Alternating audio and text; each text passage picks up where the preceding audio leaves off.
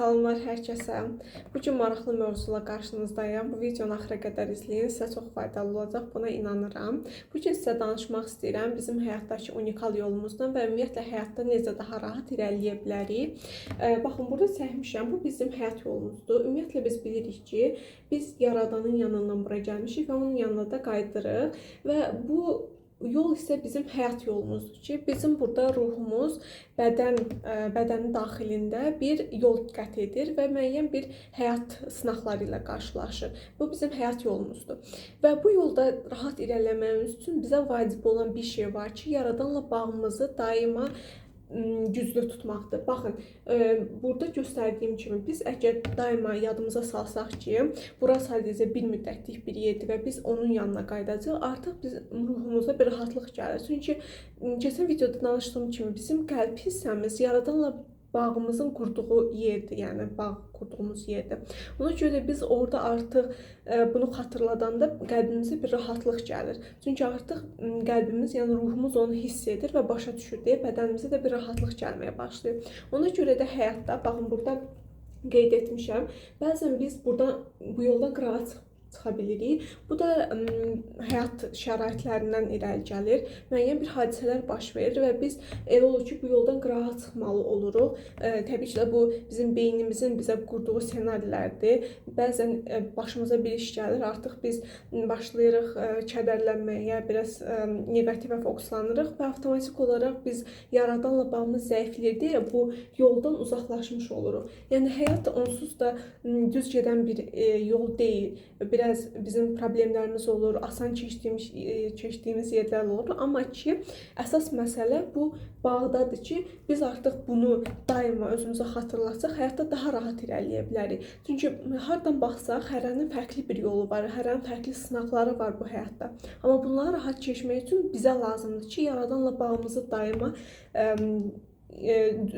üstün səviyyədə tutaq. Və belə olduğu halda, məsələn, siz görürsünüz ki, keyfiniz pisdir, narahatsınız və burada bir müddət qalandan sonra bəzən insanın özünə birdən başa düşür ki, yəni artıq bu düzgün deyil. Məsələn, insan başlayır dua oxumağa, ya tövbə edir, bəzən günahlarımızdan arınırıq ki, bu yola qayıdaq. Yəni bunların hamısını etmək bizim xeyrimizədir ki, biz həyatda daha rahat irəliləyə bilək. Həyatın çətinlikləri qarşısında daha rahat sinəcərək, daha rahat irəliyək ki, bilək ki, məsələn, bu yolun sonunda yenə ona qayıdırıq. Və bəzən isə elə olur ki, biraz daha uzaqlaşırıq, biraz daha uzun müddət neqativ emosiyalarda qalırıq, kədərlənirik və onda biraz geri qayıtmaq daha çətin olur bizə və biraz zaman tələb edir ki, məsələn, biz bir yol qət etmişiksə, bu qədər, bizim buradan geri qayıtmamız biraz zaman tələb edir. Yəni, bir şey baş verəndə çalışın o saniyə panikaya düşməyin, o saniyə özünüzü geri qaytarmağa çalışmayın. Biraz dayanın, yavaş-yavaş Yaradanı xatırlayın və qayıdın, bu yola qayıdın. Qəlbinizin rahatlığına qayıdın ki, həyatda irəliləmək daha asan olsun. Bəzən isə əsas da bunu vurğuluyum. Ən böyük etdiyimiz səhv də nədə olur? Bəzən bir şey arzuluyuruq. Və bu elə olur ki, məsələn, zaman keçir, görürük ki, bu baş vermir və biz artıq o qədər israrla onu istəyirik ki, o bizim həyatımıza gəlir. Amma ona görə ki, biz onu beynimizlə istəmişik, ona görə deyirik ki, məsələn, nəyisə istəyəndə ən xeyirli, ən gözəl şəkildə olmasını istəməliyik. Çünki bəzən elə arzularımız olur ki, bizə gələcəkdə zərər verə bilər. Amma biz indiki təcrübəmizlə o arzunu çox dərindən istəməyə başlayırıq. O isə bizə egodan gəldiyi üçün bəzən, məsələn, Yaradan bizə onu verir bir müddət sonra və biz elə olur ki, başa düşürük ki, əslində bu bizə uyğun bir şey deyilmiş. Və artıq onda, məsələn, biraz uzun, necə deyim, həm əsəblərimizi xərcləyirik, həm qəlbdən narahat oluruq. Ona görə də bu biraz bu xəttdən qırağa çıxmış oluruq. Ona görə də məsələn xəyal qırıqlıqları yaşayırıq, daha narahat oluruq həyatda bəzən verdiyimiz qərarlara görə və bu yolu isə geri qayıtmaq bizə biraz daha çətin gəlir. Çünki artıq biraz uzun yol, uzaqlaşmışıq əsas yoldan demək.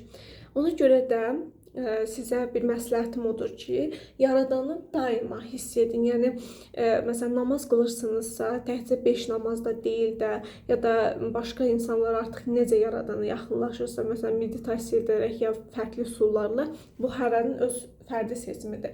Amma ki, yaxşı olar ki, Yaradanı daima hiss edəsiniz. Bu sizin ruhunuz üçün yaxşıdır ki, artıq bunu xatırlatdıqca görəsiniz ki, bir ruhunuza rahatlıq gəlir, bədəninizə rahatlıq gəlir. Yəni bunların hamısını etmək bizə lazımdır.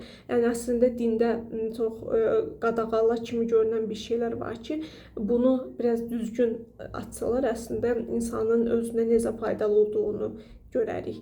Yəni bir şey qadağa kimi yox da, daim özünüzə sual verin ki, bu qadağa əslində məndə hansı tərəfləri gücləndirə bilər, məni nədən qoruya bilər. Ona görə də bu tərəfdən yanaşın. Mən də çalışıram ki, öz dərk etdiklərimdən videolar vasitəsilə sizə bunları çatdırım ki, qadağalar bəzən bizi çox böyük uçurumlardan qoruya bilir. Yəni ona görə də qadağaya daima pis bir şey kimi baxmayın da, həyatımızda necə böyük bir gözəlliklərə yol açar, ona baxın. Demək, bir də ki, bu yolda daha rahat irələmək üçün beyninizə bir tərəzi düşünün. Məsələn, tərəzinin bir tərəfində neqativ duyğular olur, bir tərəfində pozitiv duyğular. Bəzən biz məsələn bu tərəzidə hiss edə bilirik. Məsələn, uzun müddət özümüzü narahat, sıxılmış hiss ediriksə, başa düşürük ki, bu tərəzinin neqativ hissəsi daha çox olur. Yox, əgər rahat, huzurlu hiss ediriksə, Yaradana yaxın hiss ediriksə, bunda hiss edirik ki, tərəzinin bu tərəfi yüksəlməyə başlayır. Ona görə də bu yolda da daha Yaradana yaxın olmaq üçün çalışın ki, o tərəzinin əsasən pozitiv hissələrini çoxaltmağa çalışın. Şükranlıqdır, şərtsiz sevgidir. Bunların hamısı bizi Yaradana yaxınlaşdıran və bizə huzur verən əslində duyğulardır. Ona görə bacardığımız qədər şükranlıqda olmaq, huzur bizə gətirər. Belə.